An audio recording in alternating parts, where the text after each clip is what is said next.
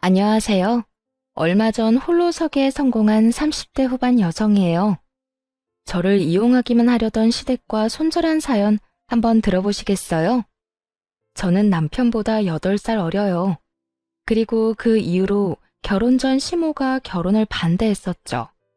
웃긴 건 그때 당시 제 나이가 20대 후반이었다는 거예요. 절대 어린 나이가 아닌데 그래도 시모는 결혼을 반대하더군요.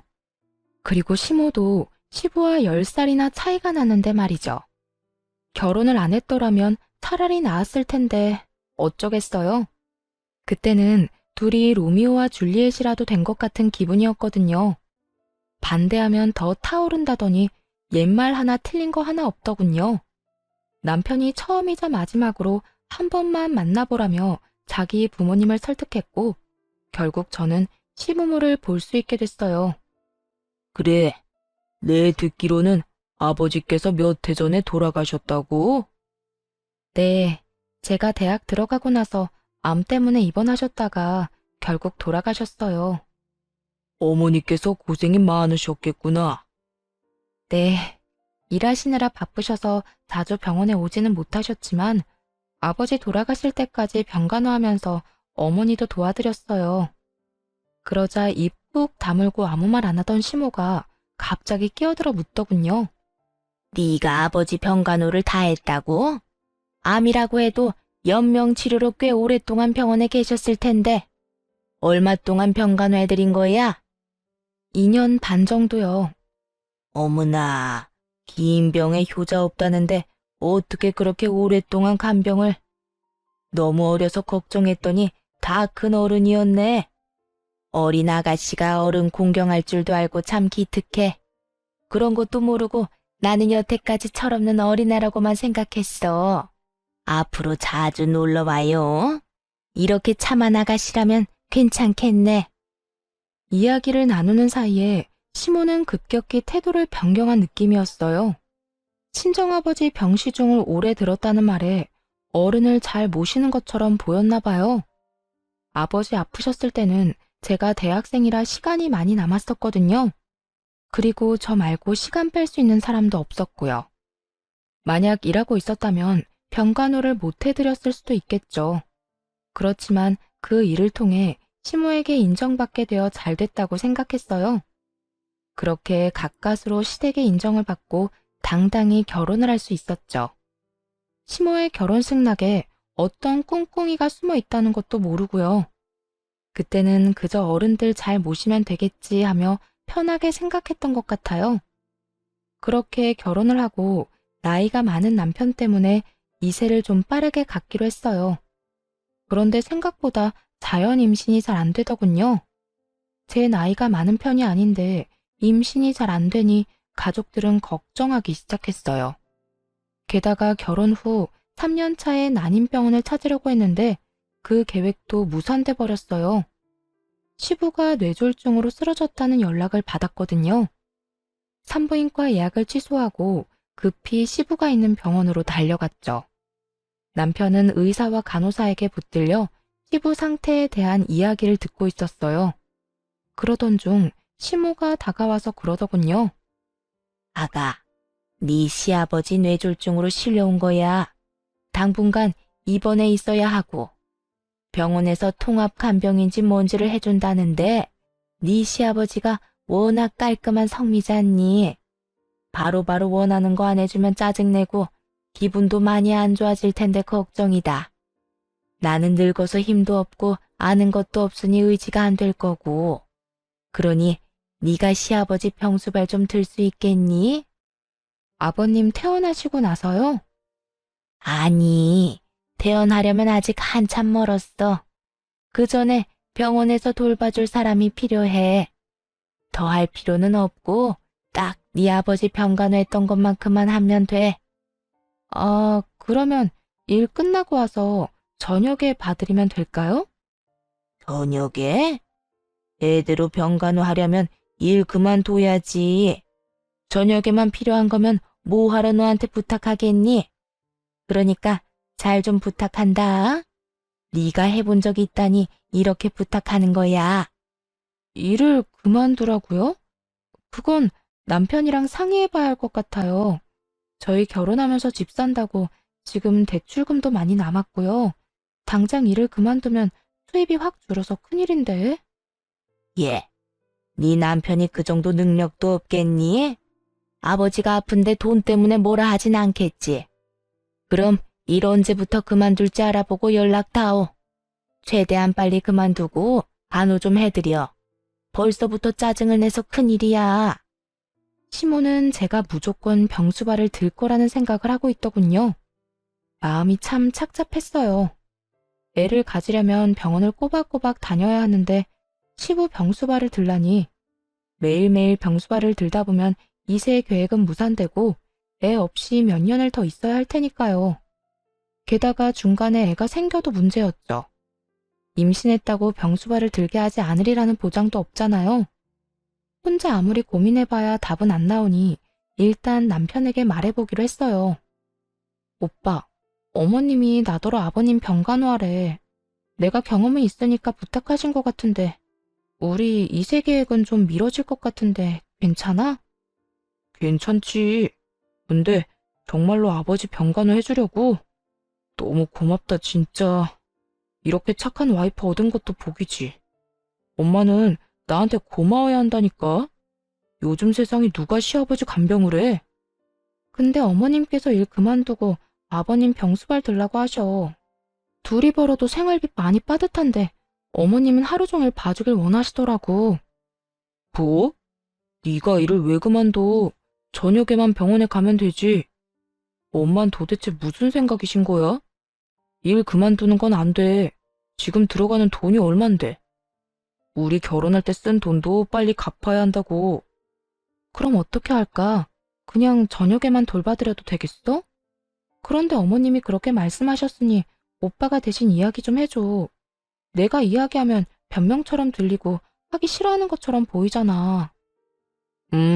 그럼 내가 나중에 엄마한테 말해놓을게. 너 일 그만두면 안 된다고.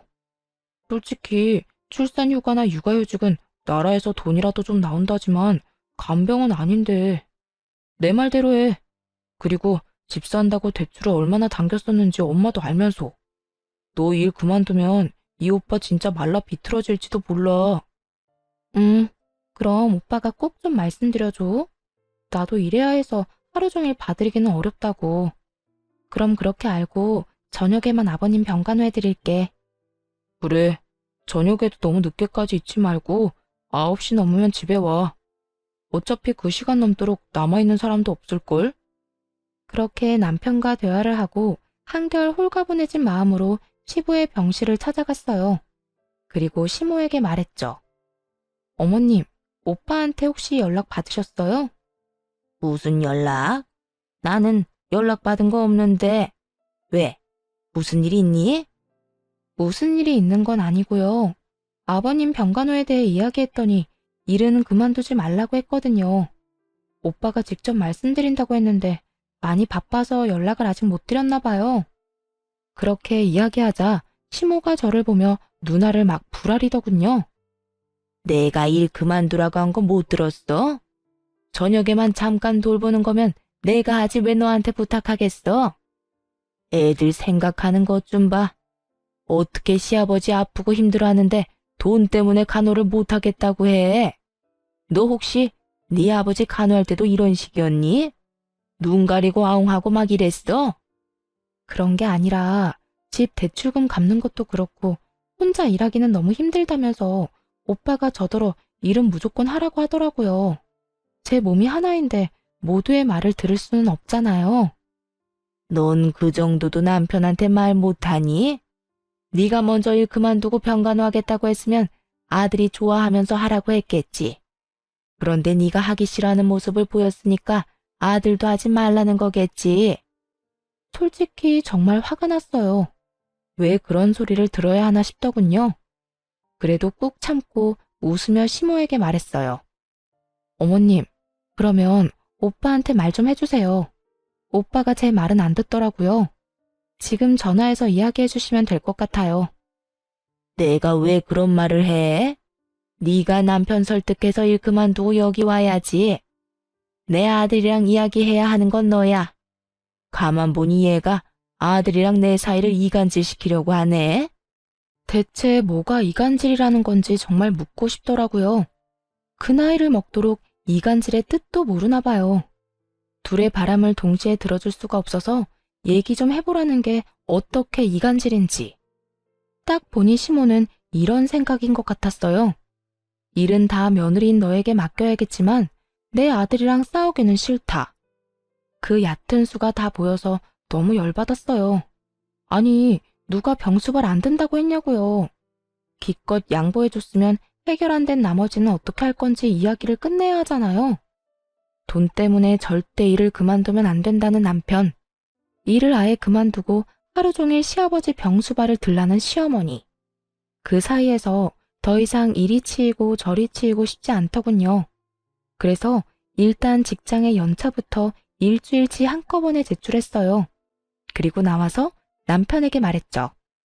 오빠, 나 내일부터 일 안 해. 어머님 말씀대로 낮에도 아버님 병간호하려고. 오빠가 어머님한테 말 안 한 것 같더라. 어머님도 오빠한테 말하기 싫다고 하시고. 그래서 그냥 내가 일 그만두고 하루 종일 아버님 수발 들기로 했어. 뭐? 이렇게 갑자기 일을 그만두면 어떡해? 그럼 내가 뭘 어떻게 할 수 있는데. 어머님이 나더러 하루 종일 간병하라고 하시는데 그렇다고 어머님이랑 싸워? 그러면 오빠가 좋겠어? 구구절절 맞는 말만 하자 남편은 아무 말도 못하고 한숨만 쉬더군요. 속으로 쌤통이다 싶었어요. 그러게 미리 둘이서 이야기 다 끝냈으면 이럴 일 없잖아요. 그제야 남편도 저한테 화만 내고 있을 수는 없다고 생각했나 보더라고요. 여보세요, 엄마. 도대체 이게 무슨 짓이에요? 며느리가 시아버지를 저녁에만 봐주면 되지. 무슨 하루 종일 부려먹으라고 일까지 그만두라고 하냐고요. 너 지금 네 마누라 편드니? 걔가 뭐라고 해? 걔가 이 말 저 말 안 가리고 전하면서 우리 싸우도록 만드는 거지? 도대체 무슨 소리 하시는 거예요? 엄마가 일 그만두라고 윽박질렀다면서요. 그러니 와이프가 결국 그대로 했다잖아요. 온종일 며느리 공짜로 부려먹을 생각이면 차라리 간병인 사서 쓰세요. 아버지 앞으로 보험 나오는 것도 있잖아요.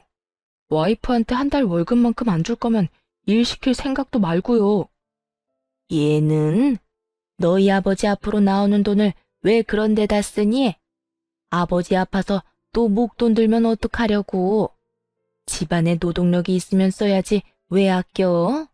너 능력 없니? 혼자 벌어서 살림 꾸릴 만큼의 능력도 안 돼?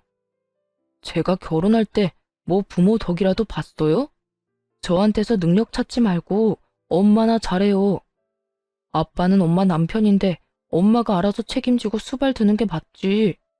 일하는 며느리 직장까지 관두게 하고서 이러는 건 아니죠. 겉으로는 남편이 저를 위하는 것 같았지만 사실은 아니라는 걸 잘 알고 있었어요. 생활비가 줄면 자기 용돈도 줄 테니 그게 걱정돼서 싸워주는 거였죠. 어쨌든 손 안 대고 코 푸는 기분으로 두 사람이 싸우는 거나 잘 듣고 있었어요. 네가 이렇게까지 말이 안 통하는 인간인지 처음 알았네. 어떻게 네 아버지가 아픈데 생판 모르는 남을 간병인으로 쓰라고 할 수가 있어? 그것도 아버지 보험금으로. 아버지가 아플 때를 대비해서 들어놓은 보험이잖아요. 이럴 때 안 쓰면 언제 써요? 엄마야말로 공짜로 며느리 막 가져다 쓰지 마세요. 저녁에 잠깐 가서 봐준다는 것도 겨우 시간 내는 거였는데.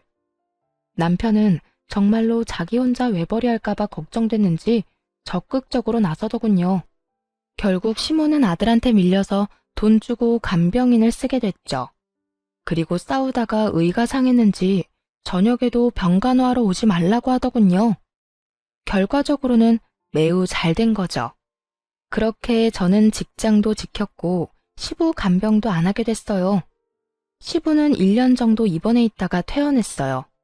그 1년 동안은 재활치료할 겸 요양병원으로 옮겨가고 있었고요.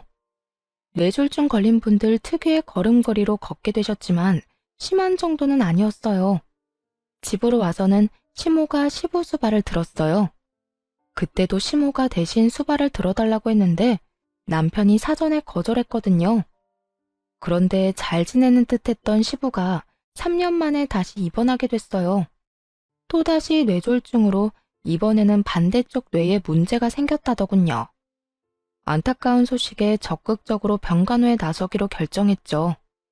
그 사이 남편이 승진을 해서 월급도 올랐고 저는 파트타임으로 시간을 줄여서 일하고 있었거든요. 오전에만 일을 하니 오후부터 저녁에는 시간을 충분히 낼 수 있었어요. 그렇게 하겠다고 전했는데 시모는 고마움의 표시를 전혀 하지 않더군요. 마치 당연한 일을 한다는 듯이 말이죠. 그리고 시부를 저에게 맡겨두고는 병원에 와보지도 않았어요. 그래도 오전에는 시모가 와 있을 줄 알았는데 아예 발걸음조차 안 하더군요. 그렇게 저 혼자만 시부 간병하고 의료진 이야기를 듣고 시부에게 필요한 것들을 준비하는 나날이었어요. 게다가 남편도 많이 바쁜지 매일같이 야근하고 병문안도 제대로 오질 못하더라고요. 그 상태로 2달 정도 흘렀는데 어느 날부터 시모가 함께 간병하기 시작하더군요. 뭐 힘쓰는 일은 제 몫이었고 시모는 그냥 의료진 말 정도만 듣긴 했지만요. 문제는 시모가 사람을 괴롭게 만든다는 거였어요. 얘, 이거 좀 문제 있어 보이지 않니? 가서 간호사한테 이야기하고 오너라. 그리고 이게 뭐야? 옆에 좀 치우고 살아. 무슨 서랍에 네 물건만 한가득하니? 이렇게 사사건건 짜증을 마구 냈죠. 하루는 집에 잠깐 갔다 와야 할 일이 있어서 시모에게 말했거든요. 어머님, 저 잠깐 집에 다녀와야 하는데 아버님 잠깐만 봐주세요. 한 30분이면 돼요. 그날은 사실 남편 생일이라 남편이 오기 전에 미역국이라도 만들어 두려고 했어요. 남편이 야근을 한다길래 저녁 시간 맞춰서 집에 잠깐 가려고 했는데 시모가 갑자기 저를 붙잡더군요. 집에는 갑자기 왜 가니? 여기 지금 할 일 안 끝난 거 안 보여? 어머님, 오늘 그이 생일인데 야근한대요. 미역국이라도 먹여야죠. 아침에 제가 일찍 출근하는 바람에 미역국도 못하고 나왔거든요. 참나, 지가 알아서 사 먹었겠지. 한 번쯤 안 먹어도 큰일 안 생긴다.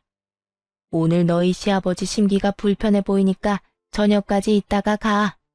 걱정되면 내가 아들한테 전화해주마. 다 큰 놈이 미역국 정도는 알아서 먹겠지. 시모의 말에 좀 의아해졌어요.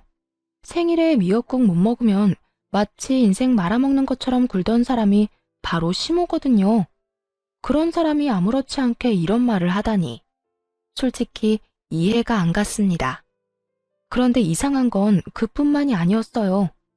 그 뒤로도 어쩌다 저녁에 집으로 가려고 하면 꼭 못 가게 하더라고요. 이상하다 싶어서 하루는 시모가 없는 틈에 간호사에게 말해두고 집으로 향했어요. 시모가 왜 집에 못 가게 하나 궁금했거든요. 그날은 토요일이라 아침부터 시부 병원에 나와 있던 상황이었죠. 그런데 오후 5시에 집으로 들어갔는데 아침과는 완전히 다른 모습이었어요. 집안 가득 여자 향수 냄새가 진하게 배어 있더라고요. 방금 전까지 누군가 있었던 것 같았어요. 게다가 목욕탕은 다 젖어 있었죠. 남편이 씻고 나간 걸 수도 있지만 결정적으로 싱크대에 2인분의 식기가 있었어요. 순간 머릿속에 수많은 생각이 지나가더군요. 남편이 누군가와 함께 있었고 씻고 방금 나갔다는 건 확실해 보였어요. 설마 바람을 피우나 싶어 초조하게 입술만 깨물고 있었죠. 남편에게 추궁할까 했지만 이 진한 향수의 주인이 여자가 아닐 수도 있잖아요. 바람은 아닐 거라는 작은 희망을 붙잡았죠. 그래도 혹시 모르니 그날 저녁 인터넷으로 녹음기를 여러 개 샀어요. 그리고 아침에 출근하기 전에 항상 그걸 틀어놓고 나왔죠. 안방, 거실, 부엌에 몰래 숨겨두고 며칠간 확인을 했어요. 처음 며칠은 조용하더군요. 그나마 이상한 점은 남편이 매일같이 늦게 온다는 점이었어요. 평일 내내 야근을 하는 건 아무래도 좀 수상하잖아요. 그러다 드디어 주말에 남편의 이중 생활이 녹음기에 딱 걸리고 말았어요. 자기야, 와이프는 내가 이렇게 집에 왔다 갔다 하는데도 모르나 봐? 몰라. 요즘 많이 바쁘거든. 그러니까 내가 너 여기로 불렀지. 밖에서 노는 것도 좋지만 역시 집이 최고잖아. 와이프 몰래 스릴도 즐기고. 오는 시간이 좀 늦어졌으면 좋겠는데 그 여자는 단 한 번을 늦게 오는 법이 없어. 그러면 우리한테는 다행이지. 쓸데없이 빨리 오진 않을 거 아니야? 그런데 우리 집은 언제쯤 계약되는 거야? 얼른 거기서 살고 싶단 말이야. 계약은 벌써 끝났지. 이제 몸만 들어가면 돼. 엄마한테 돈까지 빌려서 가는 거니까 나중에 우리 엄마한테 잘해. 알았지? 걱정 마. 내가 어른들을 얼마나 잘 모시는데. 그래도 병수발까지 들기는 좀 힘들겠지만 혹시 집에 아프신 분은 없지? 어? 그럼 아픈 사람 없어. 다들 건강하셔. 그리고 아직 그런 거 생각 안 해도 돼. 그 여자랑 이혼하고 나면 생각할 문제지. 그래서 이혼은 언제 할 건데? 언제까지 나 이렇게 외롭게 둘 거냐고. 조금만 기다려줘. 때가 되면 내가 다 알아서 할 테니까 그때까지만 좀 참아. 알았지? 그런 대화가 함께 쪽쪽 소리까지 듣고 있으려니 귀가 썩을 것 같더군요. 게다가 시모에게 돈을 빌려서 상간녀와 살 집을 마련했단 말에 정신이 확 들었어요. 순간 남편에게 전화하려다가 말았습니다. 혹시라도 증거 불충분으로 이혼할 때 불리하면 어떡하나 싶어서요. 지금 이 상황만으로도 충분히 억울한데 재산 분할이며 위자료도 제대로 못 받으면 정말 억울할 것 같더라고요. 시모에게는 말을 해야 하나 말아야 하나 고민했어요. 팔은 안으로 굽는다는데 제 말이 통하기는 할까 하는 생각이 들었거든요. 그래서 결국 말하지 않기로 했어요. 그리고 조심스레 증거를 모으기로 했죠. 그런데 며칠 지나지 않아서 시모가 뜬금없이 이런 말을 하더라고요. 너 요즘 돈을 어디에다 쓰니? 내가 보니까 돈 쓸 곳이 없어 보이는데 왜 집에 돈이 없다고 했어? 네? 그게 무슨 말씀이세요? 아니, 너 네 남편한테 돈이 부족하다고 나한테 돈 좀 빌리라고 말했다면서. 설마 시아버지 병수발 하는데 돈 안 줬다고 그러는 건 아니지? 그렇게 말하며 시모가 눈을 새초롬하게 떠 흘겨보더군요. 그제야 남편과 상간녀가 나눈 대화가 떠올랐어요.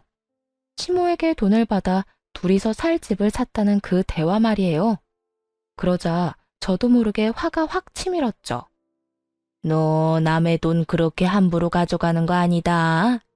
가족끼리 이런 말 하긴 좀 그런데 매달 꼬박꼬박 갚아줬으면 좋겠어. 아들이 나중에 한꺼번에 갚아준다고 했는데 그게 마음처럼 되겠니? 차라리 매달 조금씩이라도 돌려받는 게 마음 편하지. 혹시 돈이 없으면 친정에서 빌려서라도 갚아라. 알았니? 그 말을 듣는데 진짜 한 소리 퍼붓고 싶더라고요. 내가 그걸 왜 갚냐고요. 지금 바람난 남편놈 두고 시부 병수발 들고 있는 이 현실만으로도 열받아 죽겠는데 솔직히 이때는 증거고 뭐고 다 때려치우고 떠나고 싶은 마음뿐이었어요. 꾹 참은 보람이 있는지 남편 뒷조사를 통해 분류는 제대로 잡을 수 있었어요. 상간녀는 같은 회사 직원이었더라고요. 그런데 녹음기에 남겨진 남편과 시모의 대화가 정말 충격적이었어요. 야, 너 이제 나한테 네 마누라 잡아두라고 시키지 마라. 그년이 눈치가 빨라서 이제 둘러댈 것도 없어. 엄마, 조금만 더 부탁해요. 조금 있으면 나도 그런 부탁할 일 없어요. 아니 근데 진짜로 너 안 들킨 거 맞니? 요새 걔 표정이 안 좋던데. 너 바람난 거 들키면 네 마누라가 시아버지 간호한다고 하겠어? 지금 당장 때려치우고 나가겠지. 아직 열심히 간호하고 있는 거 보면 모른다니까. 어차피 아버지 돌아가시면 그 여자 필요도 없어질 텐데 그때 돼서 이혼하자고 하면 지가 뭐 어쩌겠어요. 그러니까 좀만 참아요. 엄마도 편하고 좋잖아. 두 사람이 같이 짠 거였더라고요. 남편놈은 외도 숨기려고 시모 이용했고 시모는 시부 간병 안 하려고 남편 도와 저를 붙잡아 둔 거고 둘 다 그 나물의 그 밥처럼 폭삭 상한 인간들이었죠. 며칠 후 남편에게 아무 이유도 되지 않고 이혼하자고 말했죠. 증거를 들고 있으면서도 상간녀 이야기는 꺼내지도 않았어요. 왜냐고요? 그래야 남편놈도 뒤통수 맞은 제 기분에 반이라도 느낄 테니까요. 갑자기 무슨 이혼이야? 왜 그러는데? 아버지 병수발 드는 게 힘들어? 그러면 이달까지만 하고 그만둬도 돼. 이달 말이면 집 공사라도 끝나는 모양인가 보더군요. 그러니 우리 집을 외도 장소로 이용할 필요도 없을 것이고요. 대답도 안 하자 남편이 답답한 듯 캐묻더군요. 진짜 이럴 거야?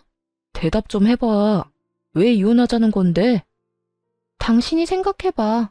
내가 왜 이혼하고 싶은 건지. 그렇게 말하니 더 미칠 것 같았나 봐요. 그러거나 말거나 남편 놈은 놔두고 그 다음날 바로 변호사 선임부터 했어요.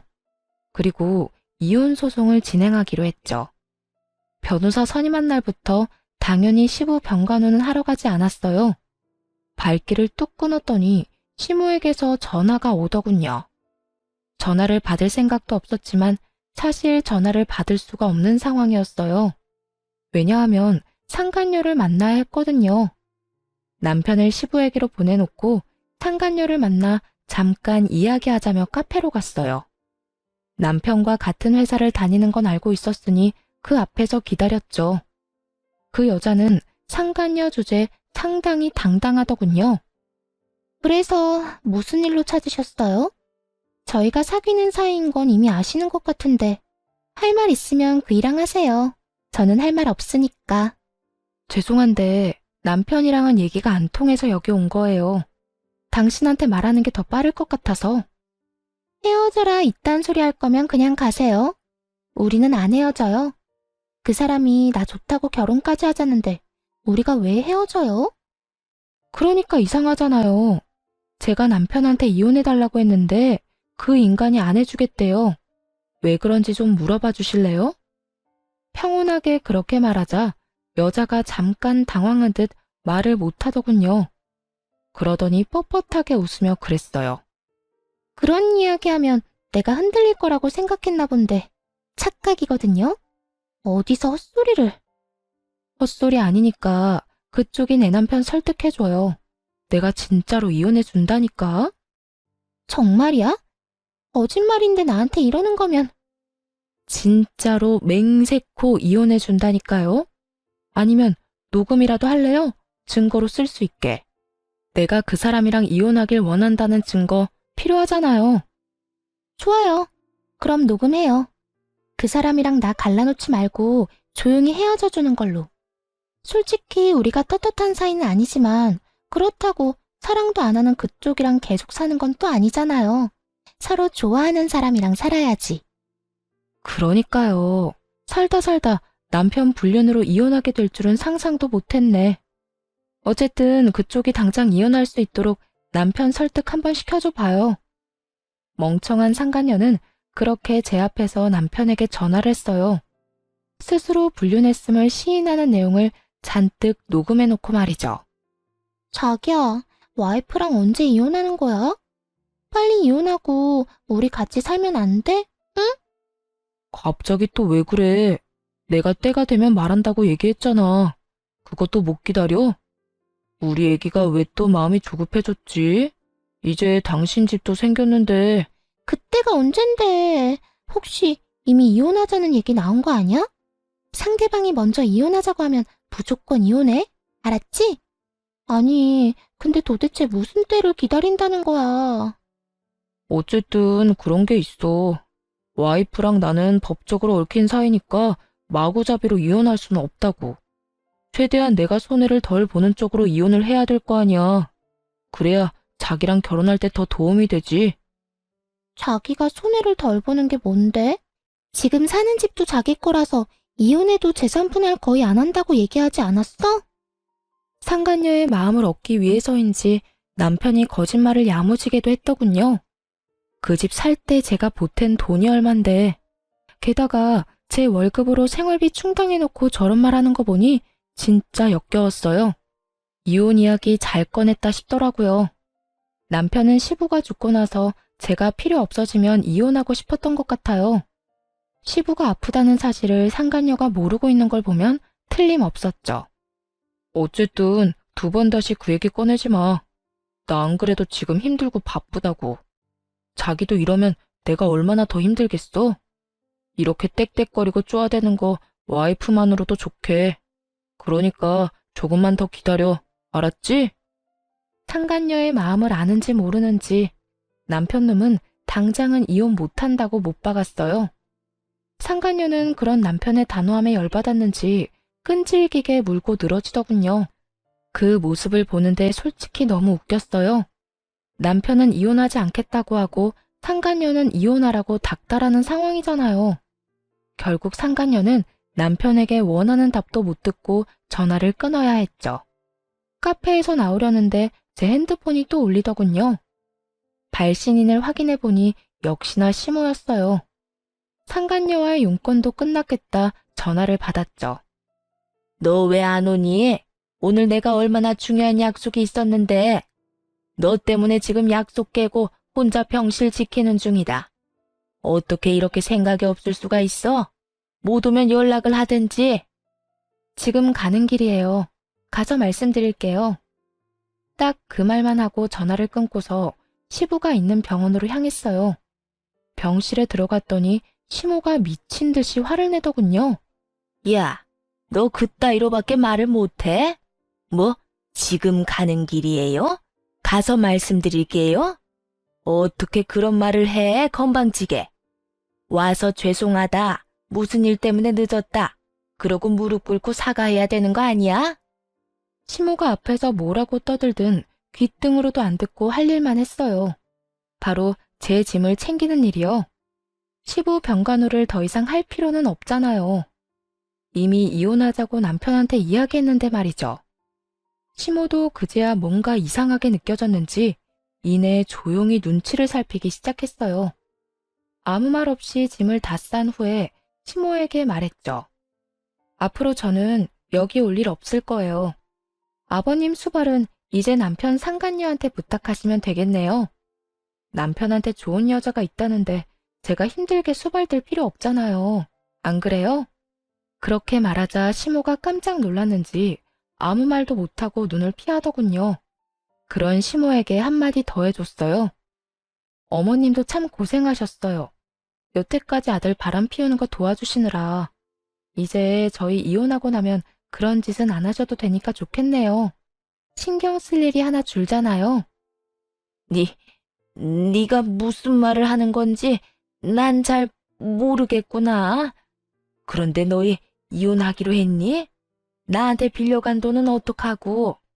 그 돈 갚기 전에는 이혼 못한다. 다시 돌려줄 때까지 절대로 허락 못해. 아, 그 돈이요? 남편이 어디 썼는지 잘 알 거예요. 저도 들은 적만 있는데 아마 상간녀 집 사주는 데 썼을걸요? 그러니까 돈 받고 싶으시면 상간녀한테 가서 달라고 하세요. 원하시면 제 금융기록 다 까봐도 상관없고요. 그 이야기를 듣자마자 시모가 노발대발하더군요. 미친놈이 그 돈을 상간녀한테 줬다고? 나한테는 분명히 네가 필요해서 가져간다고 했는데. 그러더니 곧바로 남편에게 전화를 하더군요. 너 어디야? 당장 네 아버지 병원으로 튀어와. 왜 그래요? 안 그래도 병원 앞이에요. 연락을 안 받았더니 남편도 마침 이 병원으로 저를 찾으러 왔더군요. 야 이놈아, 너 내 돈 어쨌어? 그 돈 상간녀한테 줬다는 게 진짜야? 너 그년한테 얼마나 줬어?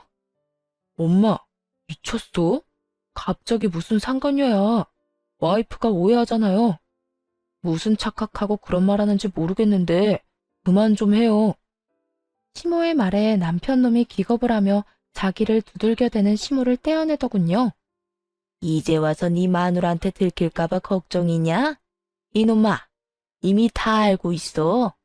네 상간녀가 내 돈 가져간 것까지 알고 있더라. 너 도대체 뭐 하고 다닌 거야? 내 돈 받을 수 있는 건 맞아?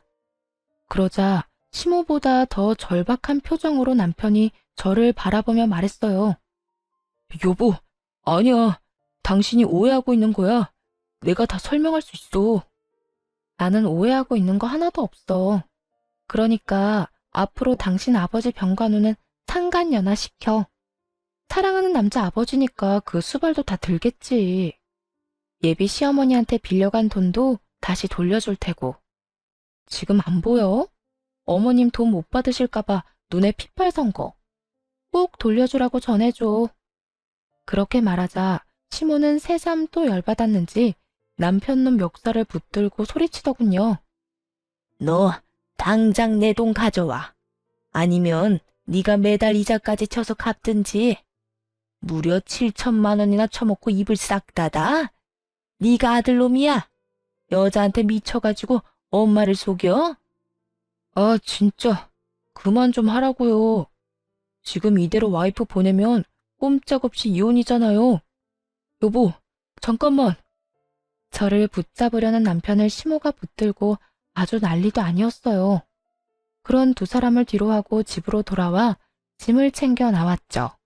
소장도 날아갔는지 그 뒤로 남편이 전화하고 난리 났더군요.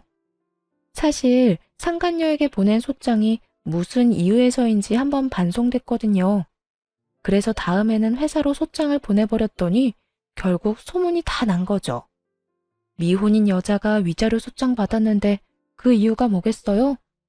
평소 남편이랑 친하게 지냈기에 사람들 입에서 입으로 아름아름 퍼져나가며 결국 회사 전체에 소문이 나버렸대요. 남편놈이 제발 만나서 이야기하자길래 상간녀한테도 연락해서 나오라고 했어요. 셋이 만나 깔끔하게 단판 짓는 게 낫다고 생각했거든요. 여보, 진짜로 그런 거 아니야. 불륜이라니. 발뺌을 하시겠다. 이거 보세요. 이미 당신 상간녀가 바람난 거 시인했고 녹음까지 다 해놨어. 증거자료 한번 들어볼래? 상간녀 음성이 녹음된 파일을 들려주니 남편놈이 이를 꽉 깨물더군요. 그러고는 너무 열받았는지 마침 이쪽으로 오던 상간녀에게 소리를 꽥 질렀어요. 너 미쳤어? 어? 바보 천치가 아닌 이상 네가 유부남이랑 만난 걸 인정하는 녹음을 왜 해? 당연히 이 여자가 이혼해준다고 하니까 그랬지. 아니, 자기야말로 이게 나한테 화낼 일이야? 언제는 이혼하고 나랑 살고 싶다며. 그런데 이제 와서 화내는 거 보니까 이혼 진짜로 하기 싫었나 봐. 아니, 자기야, 그게 아니라. 이 쓰레기야. 내가 장난감처럼 보여? 너 그 집도 온전히 네 거 아니라며? 또 너네 엄마가 집안에 아픈 사람 있어서 병수발까지 들어야 한다고 하더라? 회사에도 소문 다 나서 지금 열받아 죽겠는데. 헤어져. 나 이런 식으로 너랑 만날 생각 없어. 자기야, 잠깐만 있어봐. 내 말 좀 들어보라고. 야, 너 내가 준 돈은 돌려줘야 할 거 아니야? 이 미친놈아. 그 돈은 내 위자료야. 너한테 돌려줄 필요 없다고.